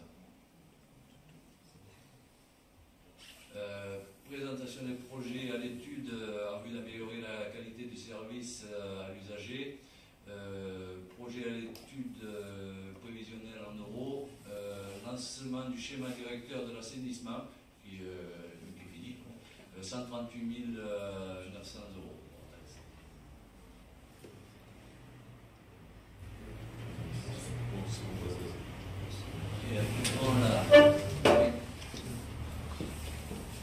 Moi j'ai une petite question à poser. Est-ce qu'on a analysé, est-ce qu'on a une analyse du pourquoi de l'augmentation des flux? On regardait sur l'eau et on regardait sur l'assainissement. Est-ce que c'est évaluer les causes? Est-ce que c'est vraiment les habitants qui... Vous parlez de l'augmentation du volume consommé? Oui, c'est ça. Bon, après, ça, il n'y a pas vraiment d'explication. Alors après, c'est souvent par rapport au temps qu'il fait. S'il fait plus chaud des années, genre, on consomme plus d'eau. Et du coup, par conséquent, il y a plus d'eau à assainir aussi. Parce que du coup, elle part aussi. Voilà, pour t'expliquer comme ça. Parce qu'un des enjeux des outils de planification à venir, c'est justement la maîtrise de la consommation de l'eau. Et quand je vois les évolutions que l'on a aujourd'hui, il va falloir qu'on réfléchisse comment on va maintenir cette évolution, parce que les services de l'État ne nous permettront jamais de nous développer si on ne maîtrise pas la consommation de l'eau par rapport aux ressources que l'on possède. Voilà. C'est pour ça que je me posais cette question, s'il y avait une explication naturelle. Voilà. Il y a un début d'explication, pardon, excusez-moi, c'est peut-être le Covid où on est beaucoup resté à la maison. Je pense que ça peut être une explication. Effectivement, ça m'a un peu surpris aussi quand j'ai regardé. Et je me suis dit, on a quand même été confinés 2 mois, les gens sont restés chez eux. On peut imaginer qu'il y a plus de consommation d'eau. On suivra ça sur le prochain PQS, voir l'évolution effectivement. Alors, Christiane et il y a aussi le fait que les canaux ne sont pas toujours en eau et qu'à ce moment-là, on n'est pas dans le même schéma. Là, on est dans le mais ils prennent de l'eau à pour l'arrosage, peut-être aussi. Sur le nombre de volume, José, la consommation de la commune en eau est calculée dans ce rapport ou pas? Est pris en compte?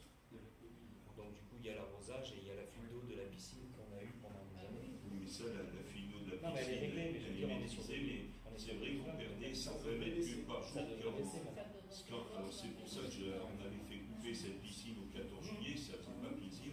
Mais quand on perd 120 mètres cubes d'eau par jour, c'était pas terrible. Ouais. Mais c'est quoi comme... Est-ce qu'on va vous laisser...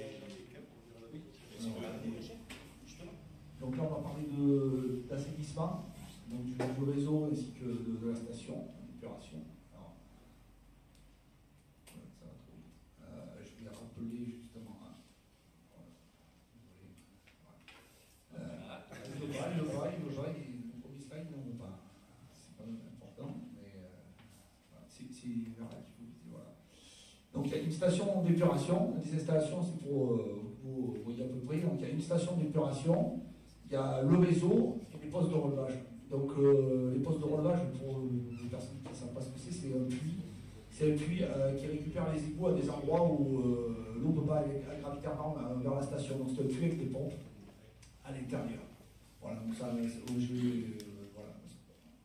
Après, les chiffres clés, donc le volume assujetti à l'assainissement qui est de 314 000 m3, il y a 3100 branchements, donc le prix de l'assainissement, on en a parlé tout à l'heure, les kilomètres de réseau, 56 km de réseau.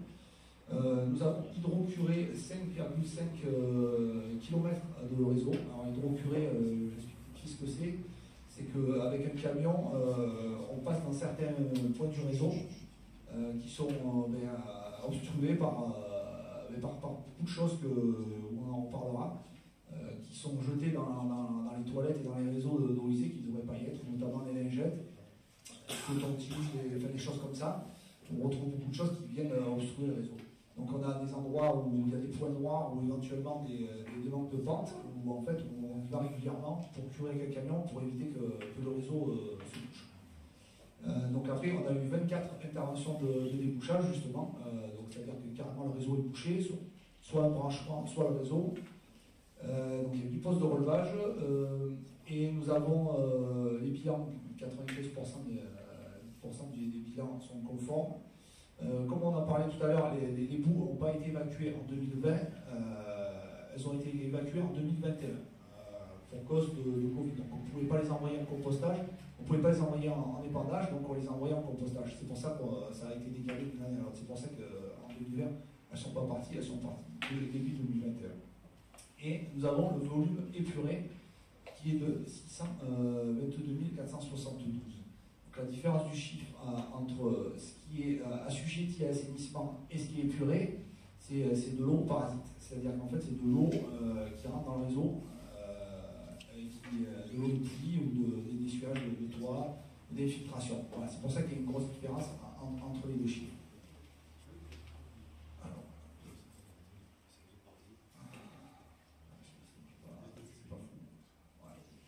donc, l'effet marquant de la station d'épuration, il y avait le Covid, comme on a expliqué tout à l'heure, et on a fait un gros entretien de la centrifugeuse pour l'envoyer dans un atelier. Alors, la centrifugeuse, c'est un appareil, donc j'ai fait des photos stables dans la station d'épuration, et pour sortir ces boues qui sont sous forme liquide, en fait, on la fait passer dans une centrifugeuse qui vient enlever l'eau des boues qui viennent séparer. Et ces boues, après, partent dans la serre pour être séchées. Donc cet appareil est primordial dans la station d'épuration. Donc quand on a pris, dès 2020, on a fait partir la machine pour une révision totale pour être sûr de sa fiabilité. Alors, le programme de renouvellement, pareil, donc on a une dotation de 27 000 € par an sur la totalité du contrat. Et donc on a fait pas mal de choses la première année. En général, c'est ce qu'on fait quand on prend une usine. On essaye de voir un petit peu les appareils qui risquent d'être défectueux rapidement et qui sont un petit peu primordiaux pour la station. Donc on a une avance de 15 000 €, c'est-à-dire qu'en fait on a dépensé un petit peu plus que ce qui est à peu près lissé sur les années du contrat. Voilà. Donc voilà, là on a la liste, donc on a changé deux pompes, un agitateur, un débitmètre électromagnétique et la centrifugeuse qui a coûté un peu plus cher puisqu'il a fallu l'envoyer dans un atelier spécialisé. Donc là il y a un petit peu, alors ça j'ai voulu le mettre parce que c'est des interventions de maintenance qu'on fait. Si vous voulez, donc il y a les grosses choses qui étaient sur le slide précédent, donc c'est des choses qui sont un peu conséquentes.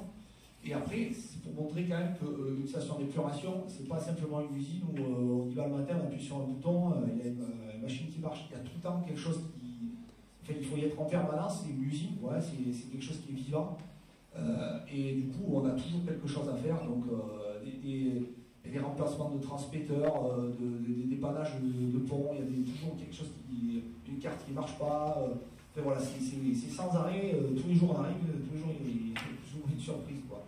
Donc voilà, c'est pour montrer que voilà, il faut des compétences assez particulières parce qu'il faut autant être automaticien, un petit peu électromécanicien, électricien, enfin voilà. Ça requiert pas mal de compétences. Après, donc ça, c'est des interventions sur les postes de relevage. Voilà, donc voilà, on a curé les postes de relevage. Et puis, on a remplacé des pompes sur ces postes. Donc, il y a le poste des petits Robins qui, apparemment, bon, est en cours de réfection, qui doit être refait parce qu'il est quand même en fin de vie. Donc, on a remplacé des barres de guidage. Dès qu'on a pris le contrat, on a essayé de le remettre un petit peu pour tenir un peu plus longtemps. Et puis voilà, donc, et on a remplacé les pompes de relevage dans un poste à rive de verre. Ça, voilà, donc là, c'est des interventions de débouchage. Donc voilà, on a listé les endroits où on va. Alors, on essaye de faire ça pour essayer de localiser. Comme on a une cartographie où on peut, en fait, après, par rapport à chaque année, on fait des filtres et on voit les endroits où on est intervenu. Donc, en fait, on peut voir, modéliser en fait les endroits où on est allé, où on a débouché, et s'il y a des points récurrents, des points noirs, à ce moment-là, après, on l'inclut dans le préventif de curage. Donc, en fait, ça nous permet d'essayer de baisser le nombre d'interventions pour essayer d'avoir le moins de bouchage possible. Bien que, bon, il y a des parties qui sont récurrentes, mais bon, après, il y a toujours un peu le hasard aussi, il y a de temps en temps, ça bouge à des endroits, on peut malheureusement pas remédier à ça. Voilà, bon, après, j'avais fait un petit rappel des engagements. Donc, les postes de relevage, comme je vous disais, c'est des choses qu'on va donc curer 2 fois par an, c'est-à-dire qu'on va avec le camion, on vide le poste complètement et on carchérise tout à l'intérieur, on pompe tout, donc les graisses qu'il y a, et puis toutes les choses qui ne devraient pas y être, c'est-à-dire, comme je vous disais tout à l'heure, des lingettes, des choses que les gens ne devraient pas jeter dans les toilettes, qui se retrouvent dedans et qui viennent souvent boucher les pompes. Donc, souvent on y va aussi pour déboucher les pompes parce que ça vient se coincer dedans. Donc on fait des curages à blanc, ce qu'on appelle, on les remet tout propre, nickel. Le curage préventif, c'est ce que je vous expliquais tout à l'heure, donc on essaie de zoner des endroits où on va passer avec un camion pour éviter que le réseau se bouche. Donc on a 10% du linéaire total annuel du réseau, donc on a 5 km 7 par an à faire. Et des contrôles de branchement. Et l'ITV, donc l'ITV en bas, c'est l'inspection télévisée, c'est-à-dire qu'en fait, on a des caméras on peut mettre des caméras dans le réseau pour aller inspecter celui-ci. C'est-à-dire que si on a une suspicion de casse ou de flash, c'est-à-dire flash des contrepentes ou des choses comme ça, on fait un curage et on fait passer une caméra qui fait un film et après on peut regarder à l'intérieur ce qui se passe, quoi, et s'il y a des branchements pirates ou des choses comme ça, quoi. Donc là j'ai fait un petit rappel, donc le curage, on est en avance, à fin de l'hiver on était en avance, on avait fait 6 km en 2019 et 5,5 en 2020, à savoir que voilà, on essaie de se tenir sur la moyenne de 10% par an, des fois on peut en faire plus, des fois moins selon les demandes. Pour l'ITV par exemple, là on était en retard fin 2020 parce qu'on savait qu'il allait y avoir le schéma directeur dont on en parlait tout à l'heure. C'était pour inclure après le schéma directeur avec le bureau d'études, se mettre en accord avec eux pour citer justement ces ITV, pour les faire en partenariat avec eux. Et les contrôles de branchement, on s'est aperçu qu'on n'en avait pas trop besoin, c'est-à-dire d'aller voir vraiment des gens pour faire un contrôle, si on n'a pas de suspicion d'eau parasite venant de ces maisons-là ou de ces habitations. Donc on peut toujours en faire, mais on a vu avec la collectivité pour un tableau de conversion, c'est-à-dire que si on ne les fait pas, à la place on peut faire soit du curage ou soit de la caméra.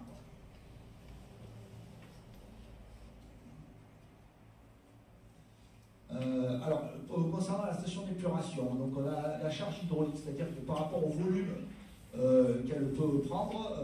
En 2019, on était à 52% et en 2020, 52% aussi. Donc, si vous voulez, on est à peu près ISO d'une année à l'autre. Pour la charge polluante, c'est pareil, ça ne bouge pas. On est à même pas la moitié de la capacité de la station au niveau de la charge polluante. Et donc, les bouts traités, comme on expliquait tout à l'heure, il y avait 75 tonnes qui sont parties de matière sèche en 2019. Et donc, 0 en 2020, elles ont été évacuées en début 2021 en compostage. Et non en épandage, à cause du Covid. Pareil, nous avons aussi des OCR en assainissement. Donc, on a des OCR branchements et des OCR accessoires. Donc, on a une dotation annuelle qui est lissée sur. Une dotation totale qui est lissée sur toutes les années, qui est de 2500 € en OCR branchement et 2400 en accessoires. Vous pouvez expliquer OCR parce qu'il y a des gens qui regardent en vidéo en ligne. Ah pardon, donc les OCR, c'est des obligations contractuelles de branchement. C'est-à-dire qu'en fait, c'est un petit peu pareil pour l'eau potable. Si on voit qu'il y a un branchement qui est défectueux, et bien en fait, avec cette dotation, on peut le faire, on peut en refaire un. Ou des dotations accessoires, c'est-à-dire qu'en fait, on prend des accessoires du réseau pour les refaire. Donc ça peut être pareil, souvent c'est des tampons qui sont sur la route qui bougent, ou alors des branchements défectueux, des boîtes de branchement, en fait, des choses sur le réseau des appareils hydrauliques. Donc là, on avait refait un branchement à 1 rue de la Luciole et on avait changé une dalle lourde au lotissement, on a fait un gare des petits Robins là-bas, quelque chose qui bougeait, qui était dans le route. Donc voilà. Voilà pour ça. On a renouvelé des tampons aussi. Ça, souvent, on est appelé par des personnes qui appellent parce que ça fait du bruit. Donc souvent l'été, là, ça va commencer, ou quand on a les vitres ouvertes, quand quelqu'un passe, ça claque. Souvent, quand il y a beaucoup de passages où en fait les tampons se décèlent, ils font du bruit. Donc voilà, on en renouvelle régulièrement. Les propositions d'amélioration, concernant la station d'épuration, on avait pensé à renouveler l'éclairage extérieur de la station d'épuration qui est en halogène, donc c'est des lampes HPS qui consomment beaucoup d'énergie en fait, et pour les passer en LED, histoire de consommer moins d'énergie sur l'éclairage. À anticiper le remplacement de l'automate en plante par l'obsolescence de celui-ci. Alors, la station d'épuration de Quiberon, il y a un automate avec un ordinateur, il y a une supervision, donc c'est quand même assez. C'est quelque chose c'est un peu usité à gaz. Et donc cet ordinateur, en fait, est d'origine. Donc l'automate qui est sur place déjà il a l'âge de la station, donc il commence à être un peu obsolète. C'est compliqué de retrouver des pièces. Et il est très difficile d'y aller dessus, c'est un petit peu hermétique comme programme, parce que c'est vieux. Et voilà, donc c'est pour ça qu'on proposait d'anticiper son remplacement. Après, il y avait aussi l'idée de mettre en place une benne et un système d'évacuation. Alors, si vous voulez, il y a la centrifugeuse qui sort les boues, et après, il y a une grande serre qui vient sécher les boues. Et cette serre, le problème, c'est que si on a un problème dans la serre, parce que dans la serre, il y a un robot qui vient retourner les boues pour les sécher. Si on a un problème sur le robot, en fait, on n'a pas de possibilité de continuer à tirer les boues. En fait, il n'y a pas d'endroit où on peut les stocker pour les faire partir s'il y a un gros problème sur le robot. Donc, c'était aussi une proposition d'amélioration. Mettre en place aussi une télécommande pour manipuler le robot dans la serre pour essayer d'éviter de rentrer trop dedans parce qu'il fait très chaud et c'est un milieu qui est assez hostile. Et de mettre en place une climatisation dans les bureaux, parce qu'il n'y a pas de climatisation sur les bureaux, et les bureaux sont. L'été, il fait extrêmement chaud, et ne serait-ce que pour le personnel, et puis pour le matériel informatique, pour la chaleur, c'est pas terrible.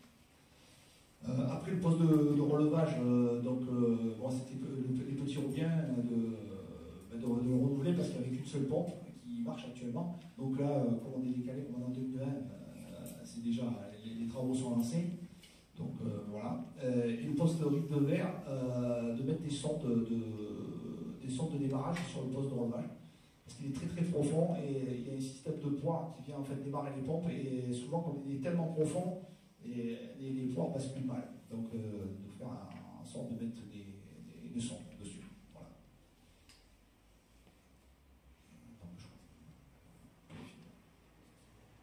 Bon, ça je peux vous présenter, c'était le tableau d'équivalence que je vous expliquais tout à l'heure. Si par rapport à des branchements, si les contrôles de branchement ne sont pas effectués, en fait, on a un tableau qui le remplace par exemple, 15 contrôles de branchement, ça équivaut à 390 mètres de curage d'eau usée ou à 270 mètres d'ITV ou à du nettoyage d'avaloir ou à du passage à la fumée. Voilà, par rapport à ça, pour qu'en fait, on se retrouve toujours ISO dans ce qu'on doit à la collective.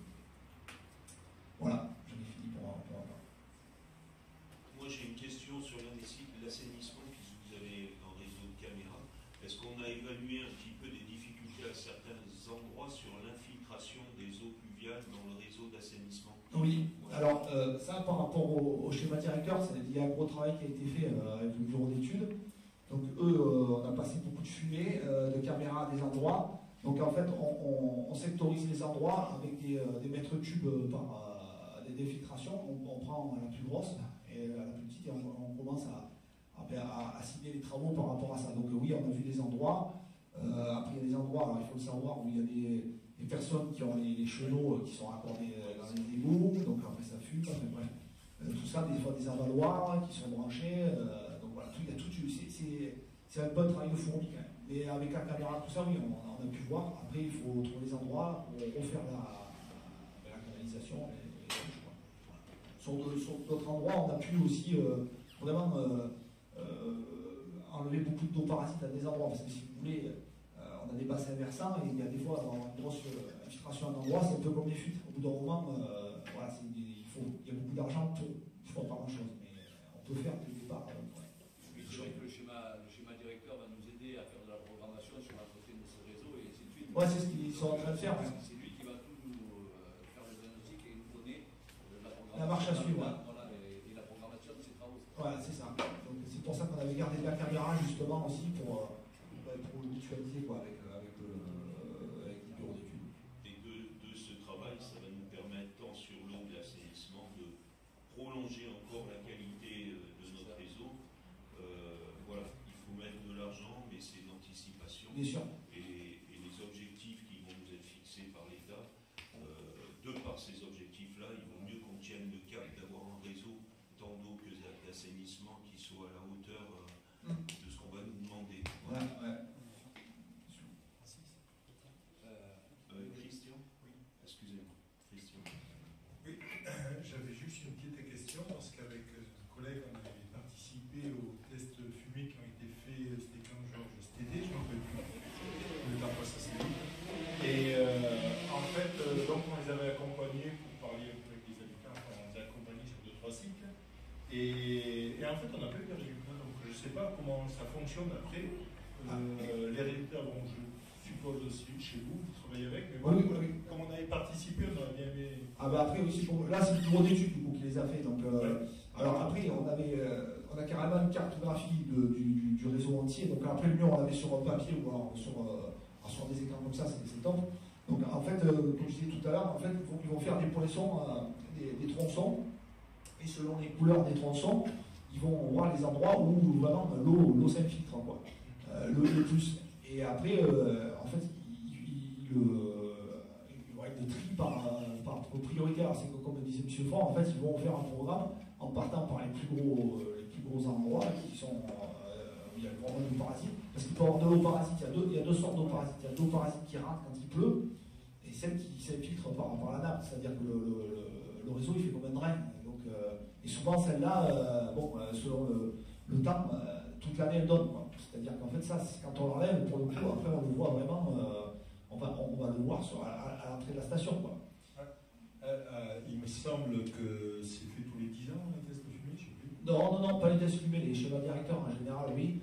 Mais non, les tests à la fumée, nous comme on en a kilomètres 100 par an avec la mairie, souvent on se donne d'accord pour en faire. On peut en faire 3 km une année, et puis pendant 2 ans après. Parce que ce qui avait été fait, c'était la l'ensemble des quartiers pratiquement de Livron, hein, parce qu'on était au Petit Robert, on avait été. Oui, mais il y avait le centre-ville, le Haut-Livron, donc l'ensemble de la ville globalement avait été fait. Oui. Et apparemment, donc, le travail d'analyse sur ces tests n'a pas été fini par le cabinet. Après le problème, c'est qu'une fois qu'ils ont détecté certaines choses, ils sont obligés quand même après d'aller vérifier avec du colorant pour certains endroits, parce que c'est quand même vraiment un travail de fourmi. C'est-à-dire que des fois, il y a de la fumée pour remonter. Alors bon. Vous avez expliqué, c'est vrai que c'est compliqué. Alors le top, c'est quand vraiment on a un quartier où vraiment on a des doutes. Le mieux, c'est quand même de ballonner. On dit voilà, c'est 100 mètres, on les ballonne, et là on envoie la fumée pour être sûr que ça ne va pas ailleurs, parce que des fois ça revient, enfin, c'est compliqué, quoi, c'est pas simple. Donc ça dégrossit, donc vraiment le travail. Et après le top, c'est avec le colorant, quoi. Nous on le fait ailleurs des fois, parce que des fois ça arrive qu'on a une boîte et on ne sait pas où ça va, on ne sait pas si ça va dans le pluvial, si ça va dans l'égout, puis des fois ça va, ça ressort une demi-heure après à un endroit qu'on n'aurait jamais pensé, parce que les plantes, bon, ne sont pas à jour et qu'à l'époque on tire un tuyau où ça pouvait aller, et puis voilà. Ok, merci. Il y a d'autres questions ou pas?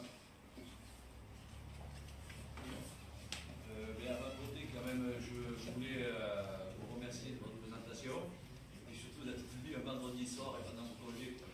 Ouais, écoutez, vous épargnez les congés. Voilà. En tout cas, je vous remercie. Merci à vous. Ouais, dans tous les cas, on se reverra peut-être rapidement pour 2021. 2021, on refait la même. Voilà, Tant mieux. Vous avez la base déjà. Voilà, on a tout la base. Voilà, merci à vous deux. Juste une petite anecdote que dit mon voisin, puisqu'on avait avisé tout le monde pour les tests fumés, et quand on est allé au Petit Robin, il y en a quand même appelé des pompiers parce qu'il y avait la fumée qui sortait de leur chez nous, je ne sais plus. Ça arrive régulièrement, effectivement. Voilà, donc en clôture, comme ça vous assisterez au résultat de votre travail. On va passer au vote du RPQS assainissement. Donc qui est pour? Voilà, donc ça fera l'unanimité, donc merci, ça conclura bien vos vacances. Ouais. Voilà. Merci à vous. Merci à vous. Merci. Donc délibération suivante, on va laisser les amis de la Somme occuper. Ce sera dans tous les cas Jean-François Fort sur les équipements de télérelève qui concernent l'arrivée des compteurs Gaspard de GRDF. Au revoir. Jean-François.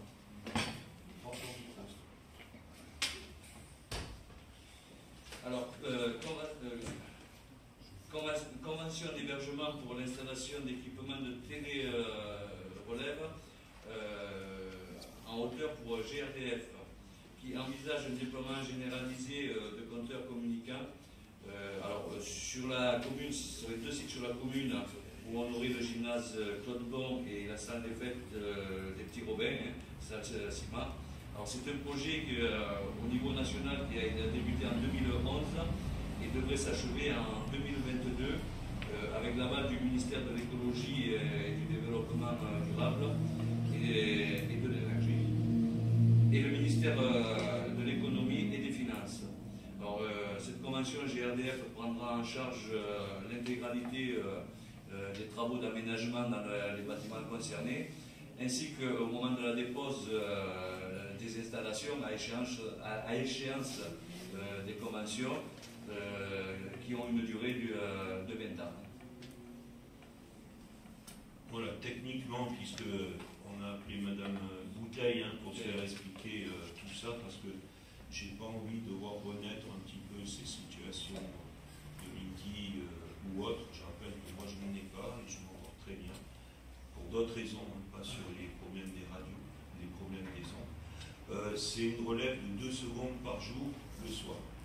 Donc c'est pas la même gestion que la télé-relève des compteurs Linky qui relèvent toutes les demi-heures et font des appels au comptoir toutes les demi-heures.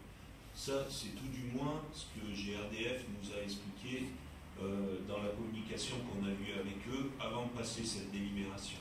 Voilà. Est-ce qu'il y a des questions sur le sujet? Non. Mais Jean-François François, tu vas faire passer au vote. Eh bien, je fais passer au vote. Qui est pour? C'est bien, on va changer. Voilà, à peu près. Bon, tout le monde, quoi. À l'unanimité. Voilà, merci. Donc on a rajouté deux éléments, c'est d'information à l'ordre du jour du conseil municipal. Un qui concerne le manager de centre-ville, Christian Sen, vous pouvez aborder le sujet. Et on présentera ensuite la diapo du rétro-planning de démarrage des travaux de la situation qui a été vue avec l'Adréal dans les semaines passées. Oui, alors juste un petit mot sur le manager de centre-ville, puisqu'il y avait eu une première, comment dire,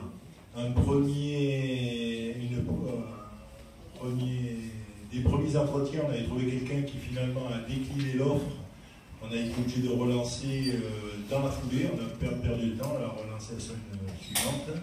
Et nous avons eu les entretiens d'embauche il y a 2 semaines, je crois, si je ne me trompe pas. C'est ça.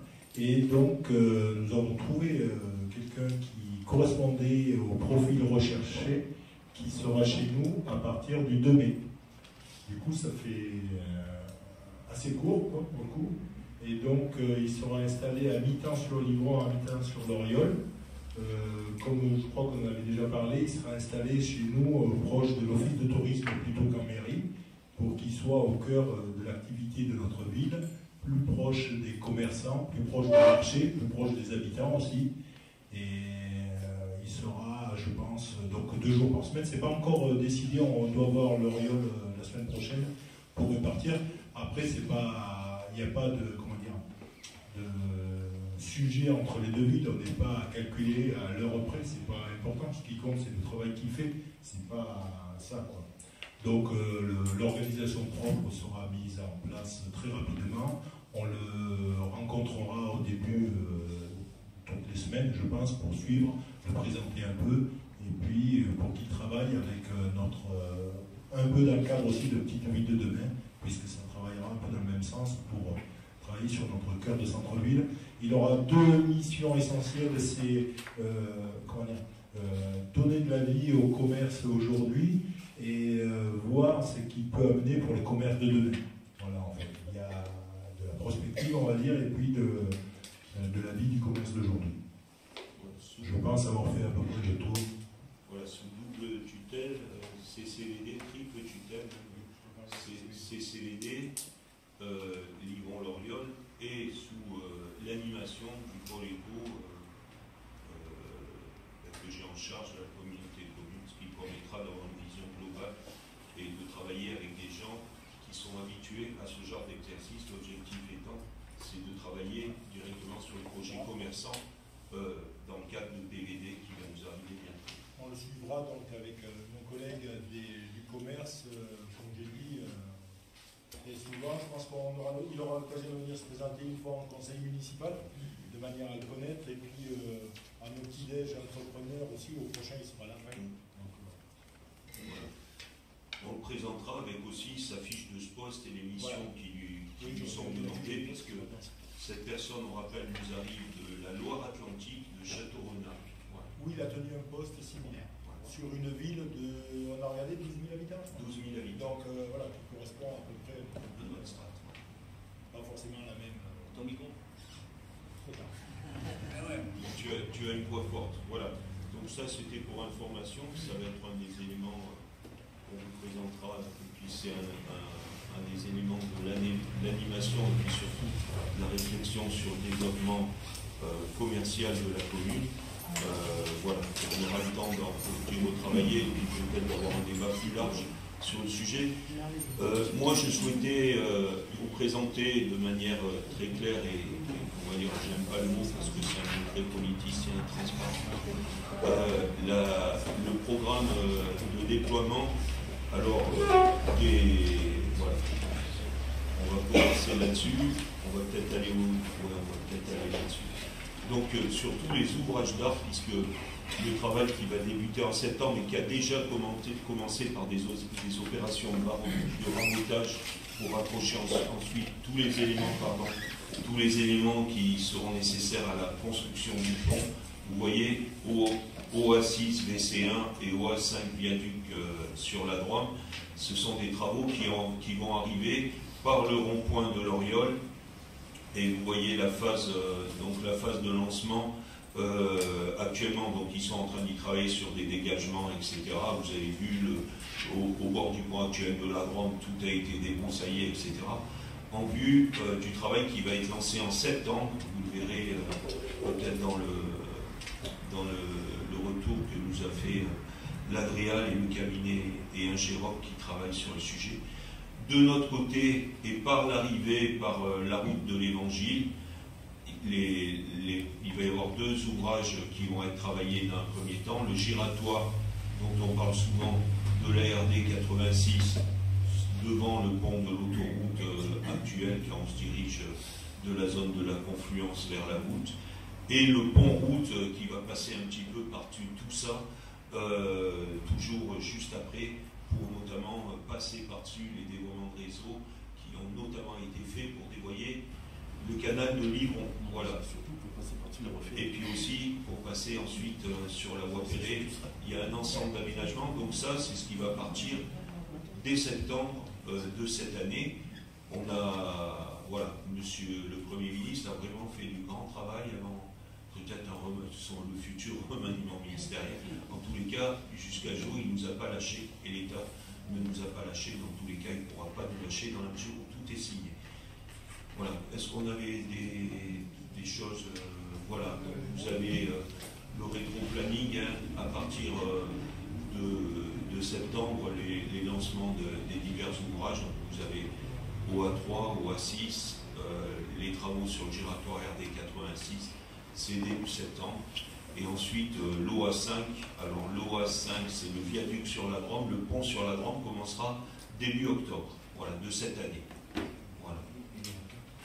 Et l'OA4, alors l'OA4, c'est Domazan, le passage sur la voie qui va à Domazan. Voilà, là j'ai pas. Ah, oui. On va peut-être regarder après à ce moment-là. Voilà, bon, tout ça c'est du technique, voilà. Et donc en ce qui concerne, voilà, on souhaitait ne pas effectivement, il y avait eu beaucoup de débats sur le sujet. Voici le trajet que suivront les camions pour venir faire le travail, notamment sur le rond-point de la RD 86 et le pont qui passera sur la voie ferrée. Rien ne passera ni par les petits Robins ni par le centre-ville. On va dévoyer ça par Fiancé, la route de l'Évangile, passer sur le pont de l'autoroute et on rejoindra de manière intelligente, sans venir nuire au flux ni du centre-ville ni des hameaux, directement sur les travaux et sur une des bases de travaux qui sera mise au cul, en bout de la zone de la confluence actuelle. Voilà. Voilà, donc ça c'est ça fait partie du parcours, hein, c'est les implantations. Philippe, ça tu peux parler de ça mieux que moi. Les points de rencontre, des secours, voilà, en cas où on ait des problématiques sur le chantier. De problèmes sur le chantier. On va passer peut-être à la diapo suivante. Voilà, et puis voilà, ça c'était la fin de la réunion. C'était pour vous présenter un point d'étape, hein, et puis on suivra de près l'évolution des travaux et la tenue du planning.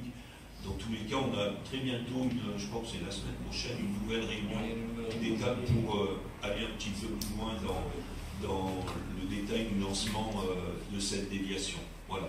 C'était pour faire un point avec vous, et je pense que c'est bien d'en parler un petit peu par le biais des réseaux, du film et de la presse, pour tenir les gens informés du point d'avancement. Comme ça évite, mais ce qui n'empêche pas, c'est qu'il y a encore beaucoup de gens, et on l'a vu hier soir à la réunion du PNU, ils ne croient pas à cette déviation, mais voilà, donc ça fait partie, mais c'est normal. On a été, entre guillemets, alors je vais dire un mot pas très propre, mais enfumé pendant de très longues années, avec des déclarations, notamment en 2013, et j'en veux beaucoup à cette déclaration, parce qu'après c'est un type qui est quand même devenu ministre, qui est venu nous vendre du rêve dans le cadre de la campagne électorale. Voilà.